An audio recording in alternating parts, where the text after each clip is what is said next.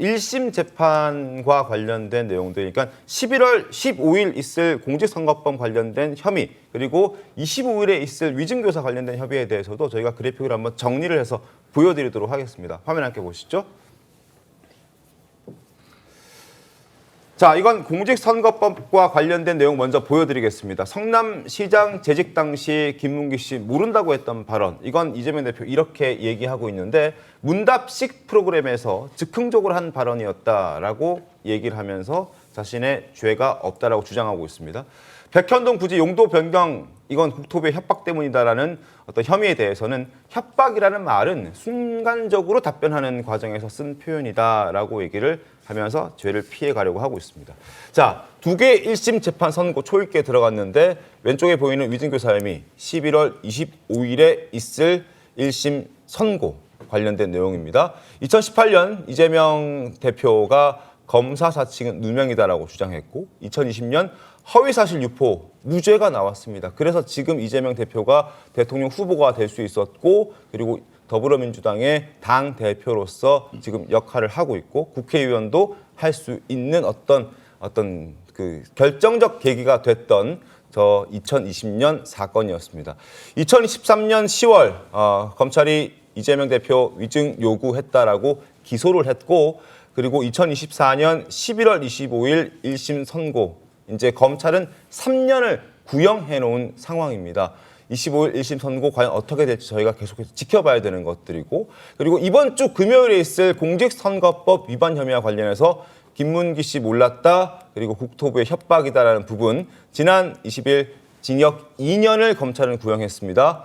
그리고 11월 15일 이번 주에 금요일에 1심 선고가 나오는데, 자, 관련해서 저희가 얘기를 지금 계속 이어가고 있는 상황입니다.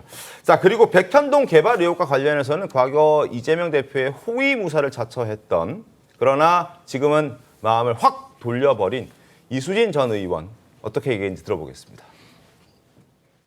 저는 재판연구관 출신이니까 그 판결을 딱 보는 순간 이거는 빤히 보이는 거죠. 공범이 징역 5년을 받았어요. 그러면 그 시각의 옆에 재판부도 똑같거든요. 뭐 달리 판단할 수가 없는 거예요. 포기가 생기더라고요. 판결을 보고 정말 이제는 포기를 해야 되겠구나. 그냥 그 심정이에요, 포기. 네, 지금 보셨지만 이 백현동 의혹 관련해서는 특히나 이 브로커로 꼽혔던 김인섭 씨 같은 경우에는 1심에서 이미 유죄를 받았던 게 있기 때문에 네. 이게 또 영향을 미칠 수 있지 않느냐 이런 얘기도 있거든요. 그렇죠. 사실관계에 대해서 형사 판결문은 강한 증명력을 갖고 있거든요. 그래서 다른 재판부에서도 거기서 인정된 사실관계는 다른 재판부의 판결문도 거의 그대로 수용을 합니다. 그거에 대해서 완전히 뒤집는 새로운 증거가 나오지 않는 한은 거의 기정사실처럼 진행이 되거든요. 그렇기 때문에 민주당 출신인 이수진 전 의원마저도 이건 피해갈 수가 없다. 심지어 그때 무기징역까지도 가능하다. 이렇게 세게 얘기했을 정도거든요. 네. 이게 사실관계가 퍼즐이 거의 다 맞춰져가지고 드러난 상태이기 때문에 아까 최병우 위원님 말씀하셨던 게 정확해요. 국토교통부 통해가지고 왔던 것도 협조 좀 해달라는 차원이었고 거기서 잘해봤자 2단계인데 갑자기 4단계가 뛴 거는 김인섭 씨가 개입한 순간부터 가능했던 얘기라 가지고 예. 이 모든 퍼즐은 김인섭, 이재명 이렇게 그 국토부의 요구에 의한 것이 아니기 때문에 가능했던 것이다. 그거는 이제 판결문으로 사실 거의 다 왔기 때문에 사실관계의 마지막 퍼즐이 이제 확인만 되는 상황이다. 이렇게 볼 수 있습니다. 오히려 뒤집어서 나오면 이상해지는 그 직전 판결까지도 이상해지는 상황이 도래될 수 있는. 그렇죠. 거다. 이거는 사실 거의 그 정도의 얘기가 되려면은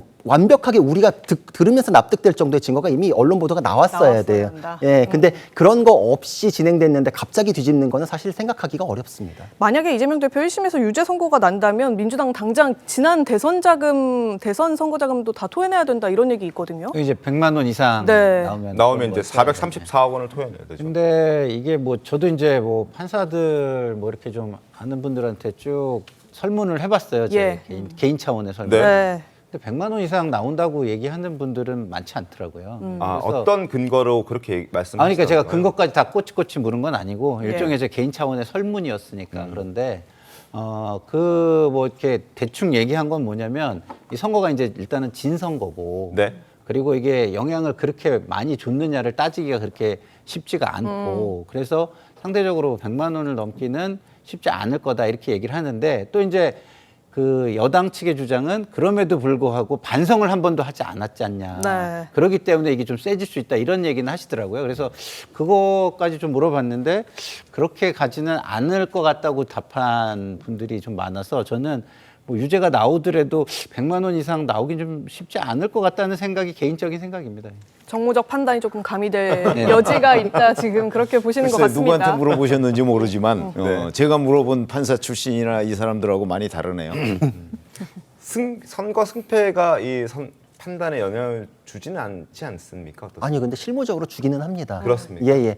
그러니까 양형 사유로 들어와 있지는 않은데 제가 이제 선거범죄도 많이 했었거든요. 근데 마지막에 그나마 이제 감형이나 이런 게 이루어질 때는 낙선했기 때문에 선거의 결과를 뒤집지는 못했다. 뭐 요 정도를 살짝은 가미를 해주는데 이거는 지금 대선이잖아요. 그리고 한 번도 인정하지 않았고 반성하지 않았기 때문에 거의 거기서 상쇄가 돼버려가지고 의미 없는 내용이라서 그것 때문에 100만 원 밑으로 내려간다 이렇게까지 생각하기는 어렵습니다. 알겠습니다.